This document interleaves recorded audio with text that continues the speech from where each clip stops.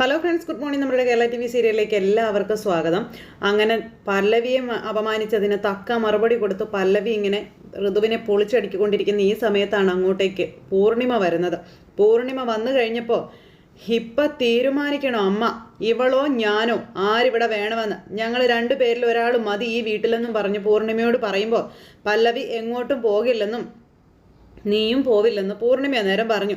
അമ്മ എന്തിനാന്ന് ഇവളെ ഇങ്ങനെ പേടിക്കുന്നത്, അതിൻ്റെ കാര്യം എന്താണെന്ന് ചോദിച്ചപ്പോൾ എനിക്ക് ആരെയും പേടിയില്ല, കടപ്പാടുണ്ടെന്ന് പറയുന്നു, നന്ദിയും ഉണ്ട് എന്നാണ് പറഞ്ഞത്.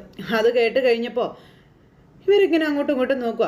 അച്ചുവിൻ്റെ കല്യാണം നടന്നത് സേതുമാധവൻ കടം വാങ്ങിയ കാശ് കൊണ്ടൊന്നുമല്ല, ഇവള് കടം വാങ്ങിയ കാശ് കൊണ്ടാണെന്നും പറഞ്ഞുകൊണ്ട് നമ്മുടെ പൂർണിമ ഇങ്ങനെ പറയണു. അത് കേട്ടപ്പോൾ ഇവരിങ്ങനെ അങ്ങോട്ടും ഇങ്ങോട്ടും നോക്കുക. ഇത്രയും വലിയ തുക കൊള്ളപ്പലിശയ്ക്ക് കടം വാങ്ങി കല്യാണം നടത്താൻ ഇവള് തയ്യാറായിട്ടുണ്ടെങ്കിൽ ആ സ്നേഹത്തെ ബഹുമാനിക്കാനുള്ള വലിയ മനസ്സ് നമ്മളും തിരിച്ചു കാണിക്കണ്ടേ എന്ന് ചോദിച്ചു. ഋതികയുടെ വായടപ്പിച്ച് കളഞ്ഞു പൂർണിമ.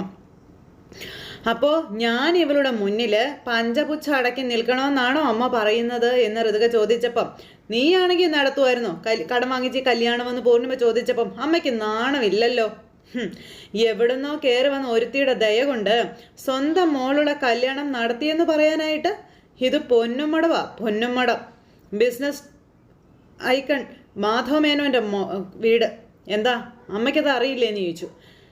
എല്ലാം അമ്മയുടെ കുഴപ്പമാണെന്ന് ഞാൻ പറയൂ. കല്യാണം നടത്താനുള്ള ചുമതല മുഴുവനും ആ സേതുമാധവനെയാണല്ലോ അമ്മ ഏൽപ്പിച്ചു കൊടുത്തത്. അതിൻ്റെ ഇപ്പം ഈ കിടന്ന് അനുഭവിക്കുന്നതെന്നും പറഞ്ഞു ഋതിക കിടന്ന് പിന്നെയും ഷോ ഇറക്കുക. ഗ്രഹണകാലമാ, ഞാഞ്ഞൂലിനും കാണും വിഷം, അതമ്മ മനസ്സിലാക്കുന്നത് നല്ലതാണെന്നും പറഞ്ഞ ഋതിക നേരെ പല്ലവിയുടെ അടുത്തേക്ക് ചെന്നു. കടം വാങ്ങിച്ച് കല്യാണം നടത്തിയത് കൊണ്ട് ഞങ്ങളെയൊക്കെ അങ്ങ് ഭരിച്ച് കളയാമെന്ന് ആരെങ്കിലും വ്യാമോഹിക്കുന്നുണ്ടെങ്കിൽ അത് വെറുതെയാണെന്ന് ഋതിക വീണ്ടും ചെന്ന് പറയാം. എന്നെ കിട്ടില്ല അതിനൊന്നും പറഞ്ഞ് വീണ്ടും ചെന്ന് മേടിക്കാൻ ചെല്ലുവാണ്. നിന്ന് തരില്ല ഞാൻ അതിനൊന്നും, ഓർത്തോ എന്നും പറഞ്ഞുകൊണ്ട് അവിടെ നിന്ന് ഋതിക അങ്ങ് കയറി പോകണം. അപ്പോഴും ജപ്തിയുടെ കാര്യം അമ്മയോട് പറഞ്ഞില്ല മകൾ ഇത്രയും വലിയ ഷോ ഇറക്കിയിട്ട് അങ്ങ് കയറി പോവുക ചെയ്തത്. ഋതിക അങ്ങ് കയറി പോയി കഴിഞ്ഞപ്പോഴത്തേക്കും പൂർണിമ പല്ലവിയുടെ അടുത്തേക്ക് ചെല്ലുന്നു. ദേ, നീ അവള് പറയുന്നതൊന്നും കാര്യമാക്കണ്ട കേട്ടോ എന്നും പറഞ്ഞുകൊണ്ട് പല്ലവിയെ സമാധാനിപ്പിക്കുക.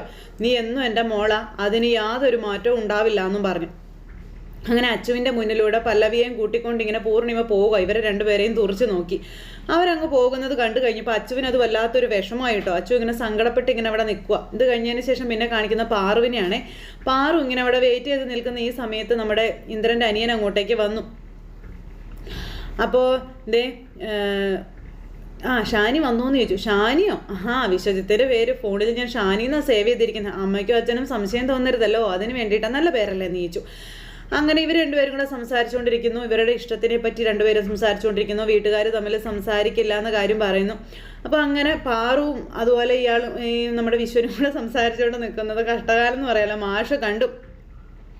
അങ്ങനെ അവർ രണ്ടുപേരും കൂടെ സംസാരിക്കുന്നതെല്ലാം അച്ഛൻ കാണുവാണ്. അത് കണ്ടിട്ട് പെട്ടെന്ന് തന്നെ വണ്ടി എടുത്തുകൊണ്ട് അച്ഛൻ ഇവരുടെ അടുത്തേക്ക് ചെന്നു.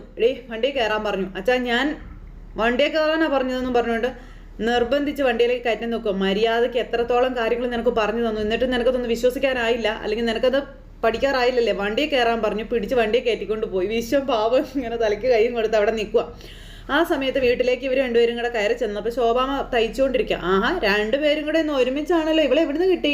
അപ്പോൾ പറഞ്ഞു കൊടുക്കടി, എവിടുന്നാ കിട്ടിയെന്ന് പറഞ്ഞു കൊടുക്കടി എന്ന് പറഞ്ഞുകൊണ്ട് അച്ഛൻ ഭയങ്കര ഒച്ച വയ്ക്കുന്നു. അച്ഛൻ കരുതുന്നത് പോലെയൊന്നും ഇല്ല അച്ഛാ എന്ന് പറഞ്ഞപ്പോൾ, മിണ്ടി പോകരുത് നീ, വേണ്ടാന്ന് നോക്കുമ്പോൾ നീ അഹങ്കാരം കാണിക്കാണോ? നിന്റെ ആരാടി അവനെന്ന് ചോദിച്ച്, കൂട്ടുകാരനോ അതോ കാമുകനാണോ എന്നൊക്കെ ചോദിച്ചു. രണ്ടായാലും സമ്മതിക്കില്ല ഞാൻ, അവനുമായിട്ടുള്ള ഒരു ബന്ധവും നമുക്ക് വേണ്ട എന്നും പറഞ്ഞായി പിന്നെ അച്ഛൻ. അപ്പം ശോഭ ഇതൊക്കെ കേട്ട് ആരുടെ കാര്യം ഈ പറയുന്നേ, എന്താ പ്രശ്നമെന്ന് ചോദിച്ചു. അപ്പോഴേക്കും അച്ഛൻ കാര്യം പറഞ്ഞു.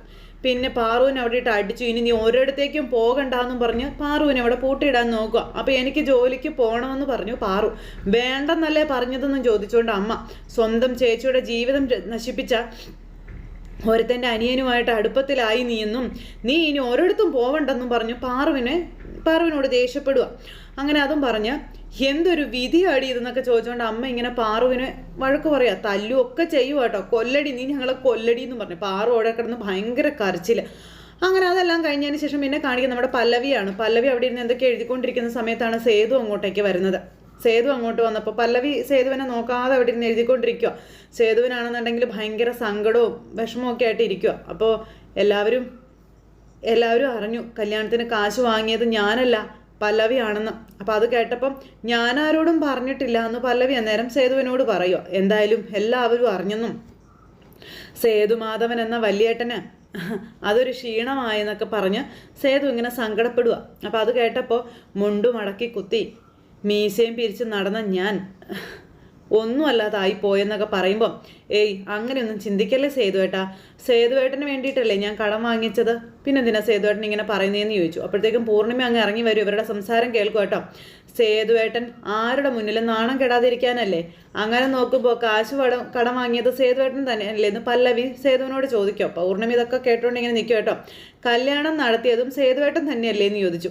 അപ്പോഴേക്കും പൂർണിമ ഇങ്ങോട്ട് വന്നിട്ട് നീ എങ്ങനെയൊക്കെ വളച്ചൊടിക്കാൻ നോക്കിയാലും സത്യം സത്യമല്ലാതായി മാറാൻ പോകുന്നില്ലെന്നും പറഞ്ഞ് പൂർണിമ ഇവരുടെ മുന്നിലേക്ക് വരുവാണ്. ആങ്ങളെയാണെന്നും പറഞ്ഞ് നെഞ്ചും വിരിച്ച് നടക്കാൻ ഇനി ഇവന് ഒരവകാശവും ഇല്ല എന്നും പറഞ്ഞ് പൂർണിമ മാനസികമായിട്ട് വിഷമിപ്പിക്കാം. ഇത്രയും കഴിവുകെട്ടവനാണ് ഇവനെന്ന് അറിഞ്ഞിരുന്നെങ്കിൽ ഒരിക്കലും ഞാൻ ഇവനെ വീട്ടിൽ കയറ്റി താമസിപ്പിക്കത്തില്ലായിരുന്നു എന്നും പറഞ്ഞു പൂർണിമ. അങ്ങനെ പറഞ്ഞപ്പോൾ അങ്ങനെയൊന്നും പറയരുതമ്മേ, സേതുവേട്ടൻ ഒരുപാട് ശ്രമിച്ചതാ, കിട്ടാതെ വന്നപ്പോഴാ ഇങ്ങനെ ഒരു സാഹസം കാണിച്ചതെന്ന് പല്ലവി പറയുക. കല്യാണത്തിന് കാശുണ്ടാക്കാൻ പറ്റിയില്ല, ടെക്സ്റ്റൈൽസിൻ്റെ അവസ്ഥ എന്തായി, ഇപ്പം കടം വന്ന് കയറിയില്ലേ എന്ന് ചോദിച്ചപ്പം അതിന് കാരണക്കാരൻ ഞാനല്ല അമ്മേ, ഋതുവാണെന്ന് ഇങ്ങനെ പറയുമ്പം അത് നോക്കി നടത്തേണ്ട ചുമതല നിൻ്റേതായിരുന്നില്ലേ എന്ന് ചോദിച്ചു. സൈനിങ് അതോറിറ്റി നീ ആയിരുന്നില്ലേ എന്ന് പൂർണിമ ചോദിക്കും കേട്ടോ.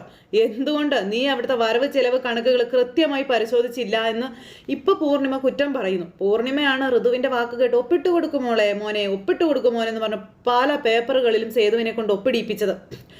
അപ്പോൾ ദേ പല്ലവി അന്തം വിട്ട് നിൽക്കുക. ഉത്തരവാദിത്വം കാണിക്കാതെ മാറി നിന്നിട്ട് പാവം എൻ്റെ കുട്ടിയെ കുറ്റം പറയുന്നു എന്നും ചോദിച്ചുകൊണ്ട് പൂർണിമ നീ പൊന്നുമടം നന്നാക്കുകയല്ല നശിപ്പിക്കുകയാണ് ചെയ്യുന്നതെന്നും പറഞ്ഞ് കുറ്റപ്പെടുത്തുന്നത് കേട്ടുകൊണ്ട് ഹരി അതുവഴി വരുന്നത്. ഹരി അപ്പോൾ ഇത് കേട്ടു. ഹരിയെ അന്നേരം പൂർണിമ കണ്ടു. പാവം ഹരി ചെന്ന് പെട്ടല്ലോ എന്ന് ഓർത്തിങ്ങനെ നിൽക്കുക. അതാ അടുത്ത ഒരുത്തം വന്ന് നിൽക്കുന്നു എന്നും പറഞ്ഞുകൊണ്ട് അതിനെയും കുറ്റം പറയുക പൂർണിമ. അപ്പം ഇതൊക്കെ കേട്ട് പാവം സേതു എന്ത് ചെയ്യണമെന്നറിയാൻ നിൽക്കുക. ഋതു പറയുന്നതിൽ എന്താ തെറ്റുള്ളത്? വന്ന് കാലെടുത്ത് വെച്ചില്ല, ഈ വീടിൻ്റെ സകല ഐശ്വര്യങ്ങളും പോയി കിട്ടിയില്ലെന്നും ചോദിച്ച് പൂർണിമ ഇങ്ങനെ പറയാം. അപ്പം അതൊക്കെ നമ്മുടെ ഹരിയുടെ നെഞ്ചിൽ തളയ്ക്കുന്നത് പോലെ തന്നെ ആവുകയാണല്ലോ. പണ്ട് പൊട്ടിച്ചിരികൾ മാത്രം ഉണ്ടായിരുന്ന വീടായതെന്നും ഇപ്പോഴോ കണ്ണുനീരും കയ്യും മാത്രമേ ഉള്ളൂ, ഇനി എന്തൊക്കെ സംഭവിക്കുമെന്ന് ആർക്കറിയാമെന്നൊക്കെ പറഞ്ഞ് പൂർണിമ കിടന്ന് തുള്ളുക. അതിന് മുൻപൊന്ന് പോയി തരാവോ എന്ന് ചോദിച്ചാൽ അതും സമ്മതിക്കുകയല്ലോ എന്നും പറഞ്ഞു. ഹരിക്ക് എന്ത് ചെയ്യാൻ പറ്റും, എൻ്റെ തലവിധി എന്ന് പറഞ്ഞ് അല്ലാതെ ഞാനിതിന് എന്തു പറയണമെന്നൊക്കെ ചോദിച്ചാണ് പൂർണിമ അവിടെ കിടന്ന് നമ്മുടെ സേതുവിനെ കുറ്റം പറയുന്നത്. എന്നിട്ട് പൂർണിമ അവിടെ നിന്ന് അങ്ങോട്ടേക്ക് പോയി. പൂർണിമ അവിടെ നിന്ന് പോയി കഴിഞ്ഞപ്പോൾ നമ്മുടെ സേതുവിന് ശരിക്കും അത് മനസ്സിൽ തറഞ്ഞു. സേതു തിരിഞ്ഞ് ഹരിയെ നോക്കുന്നു. നോക്കിയിട്ട് ഇങ്ങനെ അവിടെ നിൽക്കുക. പല്ലവി എന്ത് ചെയ്യണമെന്ന് അറിയാതെ നിൽക്കുക കേട്ടോ. കുറച്ച് കഴിഞ്ഞപ്പോൾ പിന്നെ കാണിക്കുന്നത് പല്ലവിയുടെ വീട്ടിലേക്ക് നമ്മുടെ വിശ്വം കയറി വരിക. വന്ന് കോളിംഗ് ബെൽ അടിച്ചു. അവർ വന്ന് വാതിൽ തുറന്നപ്പോൾ വിശ്വനെയാണ് കാണുന്നത്. വിശ്വനെ കണ്ടപ്പോഴത്തേക്ക് ശോഭാമ ഇങ്ങനെ കണ്ണൊക്കെ തുറച്ച് നോക്കിക്കൊണ്ട് ഇങ്ങനെ നിൽക്കും. അപ്പോഴത്തേക്ക് അച്ഛനും അങ്ങോട്ടേക്ക് വന്നു. അച്ഛൻ അങ്ങോട്ടേക്ക് വന്നപ്പം ഇറങ്ങടാ വെളിയിൽ എന്നും പറഞ്ഞുകൊണ്ട് അമ്മ പറയണം, ഈ വീടിൻ്റെ മുറ്റത്ത് വരാൻ നിനക്ക് എങ്ങനെയാടാ ധൈര്യം വന്നതെന്ന് ചോദിച്ച് ദേഷ്യപ്പെടുമ്പോൾ അമ്മ ഞാൻ വന്നത് നിങ്ങൾക്കുണ്ടായിരിക്കുന്ന തെറ്റിദ്ധാരണ മാറ്റാനാണെന്ന് പറഞ്ഞപ്പോൾ വെറുതെ അതിന് ശ്രമിച്ച് ബുദ്ധിമുട്ടണമെന്നില്ല, അത് മാറില്ല എന്നും പറഞ്ഞ അച്ഛൻ. മാഷേ ഞാനും പാർവും നല്ല ഫ്രണ്ട്സ് മാത്രമാണെന്ന് വിശ്വൻ അന്നേരം പറഞ്ഞു കേട്ടോ. പിന്നെ വല്ലപ്പോഴും കാണും സംസാരിക്കും, അതിനപ്പുറത്തേക്ക് ഞങ്ങൾ തമ്മിലൊന്നും ഇല്ല എന്ന് വിശ്വൻ ഇവരോട് പറയുന്നുണ്ട്. എൻ്റെ മൂത്ത മോളുടെ ജീവൻ തൊലച്ചത് നിന്റെ ചേട്ടനാണെന്നും അവനെപ്പോലുള്ള മനോരോഗിയുടെ അനിയനുമായിട്ട് ഒരു കൂട്ടുണ്ടാകാൻ എൻ്റെ മോളെ ഞാൻ സമ്മതിക്കില്ല എന്നും പറഞ്ഞുകൊണ്ട് മാഷ് ഇങ്ങനെ വിശ്വനോട് പറഞ്ഞു. നിങ്ങൾ തമ്മിലുള്ള ഫോൺ വിളികളെ പറ്റിയൊക്കെ എനിക്കറിയാം, എൻ്റെ മോളെ കാണാൻ പാടില്ല എന്ന് നിന്നെയും ഞാൻ വിലക്കിയിരുന്നതല്ലേ എന്ന് ചോദിച്ചു. എന്തുകൊണ്ട് നീ അതനുസരിച്ചില്ല? ആ വിലക്കിൽ എന്തെങ്കിലും അടിസ്ഥാനം ഉണ്ടെന്ന് എനിക്ക് തോന്നിയില്ല എന്ന് വിശ്വൻ അന്നേരം ഇവരോട് പറയാം. ഞങ്ങൾ തമ്മിൽ കണ്ടതുകൊണ്ടോ സംസാരിച്ചത് കൊണ്ടോ എന്ത് സംഭവിക്കാൻ അമ്മയെന്ന് ചോദിച്ചപ്പം ഞങ്ങൾക്കത് ഇഷ്ടമല്ല, മേലിൽ നീ അവളെ കാണരുതെന്ന് പറയുക. കണ്ടാൽ ആരെങ്കിലും കൊണ്ട് ഞാൻ അവളെ കെട്ടിക്കും എന്നും പറഞ്ഞ് നല്ല ഭാവിയുള്ള ഒരു കുട്ടിയാണ് അവൾ, ആ ജീവിതം നീയായിട്ട് ഇല്ലാണ്ടാക്കരുതെന്നൊക്കെ പറഞ്ഞുകൊണ്ട് അച്ഛൻ ഇങ്ങനെ പറയാം. അപ്പോഴേക്കും പാറു അങ്ങോട്ടേക്ക് വന്നു.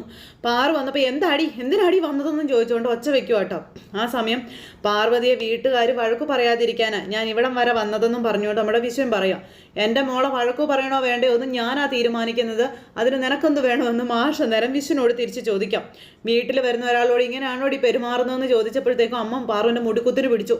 അകത്ത് കയറ്റിയിരുത്തി സൽക്കരിക്കാടി, പിന്നെ ഞങ്ങൾ എന്ത് വേണടി, അങ്ങനെ ഒരുത്തനാണല്ലോ വന്നിരിക്കുന്നതെന്ന് പറഞ്ഞിട്ട് വിശ്വനെ അപമാനിക്കുക.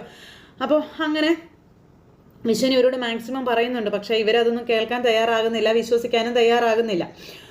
അപ്പോൾ പാറുവിനെ പറ്റി ഓർക്കുമ്പോൾ ശരിക്കും വിഷമമുള്ളത് കൊണ്ടാണ് ഞാൻ വന്നതെന്നും പറഞ്ഞുകൊണ്ട് വിശ്വൻ ഇങ്ങനെ പറയുക കേട്ടോ.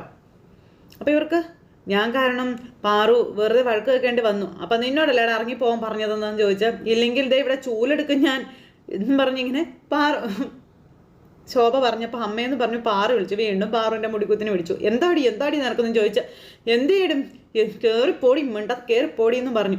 ഇവനോടൊക്കെ എങ്ങനെ പെരുമാറണമെന്നേ ഞങ്ങൾക്കറിയാമെന്നും പറഞ്ഞു അമ്മ. അപ്പോൾ വിശ്വജിത്ത് ഇപ്പോൾ പോയിക്കോ, കണ്ടില്ല ഇവിടുത്തെ അവസ്ഥ എന്നും ഇവിടെ നിന്നാൽ ശരിയാവില്ല എന്നും പാറു പറയുക. അപ്പോൾ അത് കേട്ട് കഴിഞ്ഞപ്പോഴേക്കും വിശ്വൻ ഇങ്ങനെ ആകെ സങ്കടപ്പെട്ട് നിൽക്കുക. പോ വിശ്വജിത്ത് എന്നും പറഞ്ഞിങ്ങനെ പറഞ്ഞു വിട്ടു. അപ്പോൾ നിങ്ങൾക്ക് എന്താ ഇങ്ങനെ കുറച്ച് നിലവാരമെങ്കിലും കാണിച്ചുകൂടെ എന്നൊക്കെ പാറു ചോദിക്കുമ്പോൾ, ഞങ്ങൾ എങ്ങനെ നീ സംസ്കാരം പഠിപ്പിക്കേണ്ട അടിയെന്നും പറഞ്ഞുകൊണ്ട് ഇങ്ങനെ ദേഷ്യപ്പെടും അമ്മ. സ്വന്തം ചേച്ചിയുടെ ജീവിതം നശിപ്പിച്ച ഒരുത്തൻ്റെ അനിയനുമായിട്ട് കൂട്ടുകൂടി നടക്കുന്നതാണോടി സംസ്കാരമെന്നും ചോദിച്ചുകൊണ്ട് ശോഭാമ ചോദിക്കുക. അവനെ ഇനി നീ കാണാൻ പാടില്ലെന്നും സംസാരിക്കാൻ പാടില്ല എന്നും ഇവർ തമ്മിൽ പറയുന്നത് വിശ്വൻ പുറത്തു നിന്ന് കേൾക്കുക. ഇതാണ് അച്ഛൻ്റെ തീരുമാനം, അനുസരിച്ചേ പറ്റൂ, അല്ലെങ്കിൽ ഞങ്ങൾ ആരാണെന്ന് നീ അറിയുമെന്നും പറഞ്ഞു മാഷ് ഇങ്ങനെ പാറുവിന് ഭയങ്കരമായിട്ട് വഴക്ക് പറയാം. വിശ്വൻ എന്നിട്ട് അവിടെ നിന്ന് അങ്ങ് ഇറങ്ങി പോവുകയും ചെയ്തു. വാതിൽ വിശ്വൻ്റെ നേരെ കൊട്ടിയടക്കി അവർ ചെയ്തത്. അതെല്ലാം കഴിഞ്ഞ് പിന്നെ സേതു പൊന്നുമടത്തിൽ നിന്ന് ഇറങ്ങാൻ വേണ്ടി ഡ്രസ്സ് പാക്ക് ചെയ്യാം. അപ്പോൾ ഇതെന്താ ബാഗിൽ ഡ്രസ്സൊക്കെ എടുത്ത് വെക്കുന്നതെന്ന് ചോദിച്ചു പല്ലവി. അപ്പോൾ എങ്ങോട്ടാണെന്ന് ചോദിച്ചു. അപ്പോൾ എവിടെ നിന്നാണോ വന്നത് അങ്ങോട്ട് തന്നെ പോവുകയാണെന്ന് സേതു പറഞ്ഞു. ഇനി ഞാനിവിടെ നിന്നാൽ ശരിയാവില്ല പല്ലവി എന്നും പറഞ്ഞു സേതു പോകാൻ നോക്കുക കേട്ടോ. എത്ര തവണയായി അമ്മ ഇറങ്ങി പോകാനായിട്ട് പറയുന്നു. അങ്ങനെ ഒരാൾ പറയുമ്പോൾ എന്തിൻ്റെ പേരിലാണെങ്കിലും ഇവിടെ തന്നെ ഇങ്ങനെ കടിച്ചു തൂങ്ങി കിടക്കുന്നത് ശരിയല്ല എന്നും പറഞ്ഞ് സേതു പോകാൻ ഇറങ്ങുന്ന സമയത്ത് അപ്പം ഞാൻ എന്ത് ചെയ്യണമെന്ന് ചോദിച്ചു. ഞാൻ എന്താ വേണ്ടത് അതും കൂടെ സേതു ഏട്ടൻ പറയാൻ പറഞ്ഞു. പല്ലവിക്ക് ഇവിടെ തന്നെ നിൽക്കാവല്ലോ, ഇറങ്ങിപ്പോകാൻ പറഞ്ഞത് എന്നോടല്ലേ എന്ന് ചോദിച്ചപ്പം, സേതുവേട്ടനല്ലേ എൻ്റെ ബലം, സേതുവേട്ടൻ പോയാൽ എങ്ങനെയാ എന്ന് പല്ലവി സേതുവിനോട് ചോദിക്കുക. ഞാനും വരും സേതുവേട്ടൻ്റെ കൂടെ, സേതുവേട്ടനില്ലാതെ ഒരു നിമിഷം പോലും ഞാൻ ഈ വീട്ടിൽ നിൽക്കില്ല എന്നും പറഞ്ഞു. അപ്പം എന്താ പല്ലവി ഇത്, ഇവിടെ നിന്ന് ഇറങ്ങിയാ പിന്നെ പല്ലവി എങ്ങോട്ട് പോകാനാണെന്ന് ചോദിച്ചു. ആ ഇന്ധൻ പുറത്തുണ്ടെന്നുള്ള കാര്യം നീ മറന്നു പോകരുതെന്ന് പറഞ്ഞപ്പം ആ ബോധം അത് സേതുവേട്ടനുണ്ടോ എന്ന് പല്ലവി ചോദിച്ചു. ഉണ്ടായിരുന്നെങ്കിലേ ഇവിടെ നിന്ന് ഇറങ്ങിപ്പോകാൻ തയ്യാറാകുമായിരുന്നു എന്ന് ചോദിച്ചു. ആ സമയത്ത് എൻ്റെ അവസ്ഥ പല്ലവി താനൊന്ന് മനസ്സിലാക്കാൻ പറഞ്ഞു. അമ്മയും മൃദുവും ഒക്കെ പറയുന്നതേ പല്ലവി കേൾക്കുന്നതല്ലേ എന്നിങ്ങനെ ചോദിക്കുക. പല്ലവി ഇതെല്ലാം കേട്ടോണ്ട് ഇങ്ങനെ നിൽക്കുക കേട്ടോ. ഋതു പറയുന്നത് സഹിക്കാമെന്ന് വെക്കാം, പക്ഷെ അമ്മ പറയുന്നത് സഹിക്കാൻ പറ്റുമോ? പറ്റില്ല എന്നെക്കൊണ്ട്. സ്വന്തം അമ്മയായിട്ട് തന്നെയാണ് പൂർണിമാമിയെ ഞാൻ കണ്ടതെന്നും പക്ഷേ ആ അമ്മയാ ഇറങ്ങിപ്പോകാനായിട്ട് എന്നോട് പറയുന്നതെന്നൊക്കെ സേതു ഇങ്ങനെ പറയുന്നുണ്ട്. അപ്പോൾ അത് കേട്ട് കഴിഞ്ഞപ്പോൾ എങ്ങനെ ഞാനതനുസരിക്കാതിരിക്കും, എനിക്കതനുസരിച്ചേ പറ്റൂ എന്ന് സേതു പല്ലവിയോട് പറയണം. പല്ലവി ഇതൊക്കെ കേട്ട് ഇങ്ങനെ മൗനം പാലിച്ച് നിൽക്കുക. എന്നെ പ്രസവിച്ച അമ്മ എന്നെ വിട്ടുപോയെന്നും ഇപ്പോൾ പൂർണിമാമയാണ് ഈ അമ്മ എന്നോട് ഇറങ്ങിപ്പോകാൻ പറയുന്നു, അങ്ങനെയുള്ളിടത്ത് ഞാൻ എങ്ങനെ ജീവിക്കാനാണെന്ന് പല്ലവി തന്നെ പറയാൻ പറഞ്ഞു. രണ്ടുപേരും ചെയ്തത് ഒരേ പ്രവൃത്തി തന്നെയല്ലേ എന്നും സേതു ഇങ്ങനെ പല്ലവിയോട് ചോദിക്കുക കേട്ടോ. അങ്ങനെ അതും പറഞ്ഞ് സേതു അവിടെ നിന്ന് കരയുവാണ്. പെറ്റമ്മയും രണ്ടാനമ്മയും ഒരേ രീതിയിലാണെന്ന്. അപ്പോൾ നഷ്ടം അത് സേതുവിന് മാത്രമല്ലേ ഉള്ളൂ, സേതു ഒന്നും പടിക്ക് പുറത്താണെന്നും സേതുവിന് ആർക്കും വേണ്ടാന്ന് പറയുമ്പോൾ അങ്ങനെയാണോ സേതുവേട്ടൻ കരുതിയിരിക്കുന്നത്? എന്നെയും ആ ലിസ്റ്റിലാണോ സേതുവേട്ടൻ പെടുത്തിയിരിക്കുന്നത് എന്ന് പല്ലവി ഇങ്ങനെ ചോദിച്ചു കേട്ടോ. സേതുവേട്ടൻ ഉള്ളത് കൊണ്ട് മാത്രം ജീവനോടെ ഇരിക്കുന്ന ഒരാളാണ് ഞാനെന്നും അത് സേതുവേട്ടൻ മറന്നു പോകരുതെന്നും പല്ലവി ഇങ്ങനെ പറയുമ്പോൾ പല്ലവി എന്തുകൊണ്ടാണ് എന്നെ മനസ്സിലാക്കാത്തതെന്ന് ചോദിച്ചു. സേതുവേട്ടൻ എന്നെയും അങ്ങനെയാണോ കണ്ടിരിക്കുന്നത്? തോറ്റുപോകുന്നിടത്തു നിന്നൊക്കെ ഒളിച്ചോടാൻ നോക്കിയാൽ എന്ത് ചെയ്യും സേതുവേട്ടാ, എത്ര കാലം ഒളിച്ചോടുമെന്നും ചോദിച്ചുകൊണ്ട് പല്ലവി ഇങ്ങനെ സേതുവിനെ ഉപദേശിച്ചുകൊണ്ടിരിക്കുക. അപ്പോൾ ഇവരുടെ ഈ സംസാരം കേട്ടുകൊണ്ട് നമ്മുടെ ഹരി അങ്ങോട്ടേക്ക് വരുക കേട്ടോ. ഹരി വന്ന് ഇതെല്ലാം കാണുകയും കേൾക്കുകയും ചെയ്തിങ്ങനെ നിൽക്കുന്നു. അപ്പോൾ ഹരിക്ക് സേതുവേട്ടൻ്റെ ഒരു അവസ്ഥ കണ്ടിട്ട് സഹിക്കാൻ പറ്റാതെ നിൽക്കുന്ന ഒരു അവസ്ഥ കാണിച്ചുകൊണ്ടാണ് ഇന്നത്തെ നമ്മുടെ കഥ അവസാനിച്ചിട്ടുള്ളത്. അപ്പോൾ എല്ലാവരും കാത്തിരുന്ന് കാണണം. എല്ലാവർക്കും നല്ലൊരു ദിവസം ആശംസിക്കുക കേട്ടോ. എല്ലാവരുടെയും സപ്പോർട്ടിനും സ്നേഹത്തിനും ഒത്തിരി നന്ദി അറിയിക്കുന്നു. അടുത്ത സൂപ്പർ ഹിറ്റ് കഥയുമായി കാണുന്നത് വരെ എല്ലാവർക്കും നന്ദി. സ്വീകരിക്കാൻ ബൈ ബൈ ടാറ്റാ.